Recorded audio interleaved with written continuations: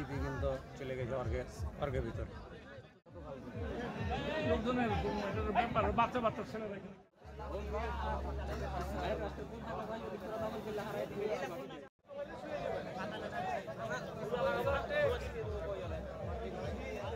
আপনারা জানেন আমাদের চৌকা বিওপির 177 মেইন পিলারের 2S এখানে 1200 গজের মতো সীমান্তের কাঁটাতারে বেড়া নাই।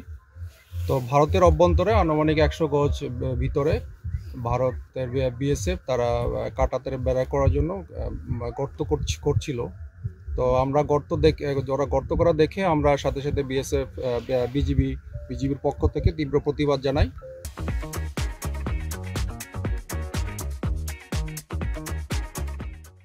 এবং গতকালকে তারা কাজটা বন্ধ রেখেছিল। তো আজকে আবার দুপুর থেকে তারা যখন কাজটা শুরু করে আমাদের বিজিবির পক্ষ থেকে আমরা তীব্র প্রতিবাদ জানাই। করার পরে আমাদের বিজিবির পক্ষ থেকে সেক্টর কমান্ডার এবং আমাদের রিজন কমান্ডারের পক্ষ থেকে প্রতিপক্ষ বিএসএফের সাথে যোগাযোগ করা হয়। তো এই ক্ষেত্রে যখন আমাদের দুই বাহিনী যখন আমাদের জনবল বৃদ্ধি করা হয়, তো সেই ক্ষেত্রে তখন আমাদের দুই দেশের বাংলাদেশি নাগরিক এবং ভারতীয় নাগরিক তারাও সীমান্তে জড়ো হয়। তো সেই প্রেক্ষিতে আমরা জনগণকে বুঝিয়ে সীমান্ত এলাকা থেকে তাদেরকে সরিয়ে দিয়েছি। বর্তমানে সীমান্ত পরিস্থিতি স্বাভাবিক।